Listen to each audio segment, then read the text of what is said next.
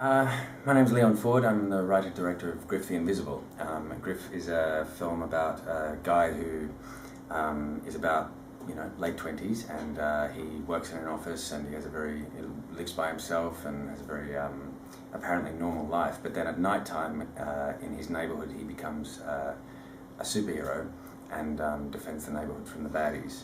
Now, this is all possibly real or possibly his creation, but he does this alone, and he's a real loner until he meets Melody, who is his other half, really. Little does he know, and she's a kind of amateur scientist who thinks she can walk through walls if the atoms are lined up properly.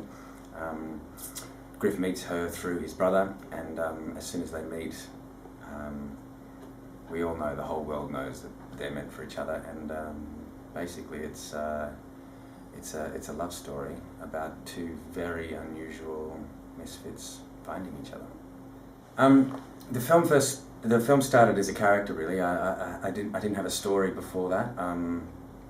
I was sitting in a cafe once, and I saw this little boy about 5 or 6 years old. He was just playing by himself while his parents were eating, while all the adults were eating, and he was playing some sort of superhero game, something really exciting, and much more exciting than our reality. And I remember thinking, that looks more fun than where we are, and I'd love to be able to do that too. And then I thought, well, if I did do that, I'd be arrested, or I'd lose my friends, or I'd be carted away in a white truck. And then, so I thought, that's a shame. And what if I did have a character who really was my age, but did carry on that side of his imagination or his mind that was so big when he was a child.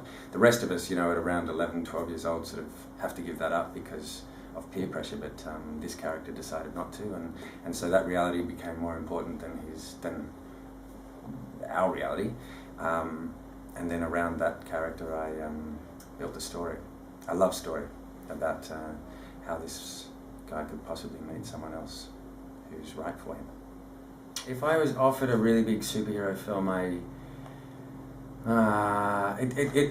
it always just depends on the script, and I think even if you've got the best effects department and you've got the most money ever to spend, or and the best actors and all that sort of stuff, I think really it just comes down to, is it a good story from the heart, and is it really going to stay with people more than the walk from the cinema to the car park? And that's the most important thing to me, so on any scale.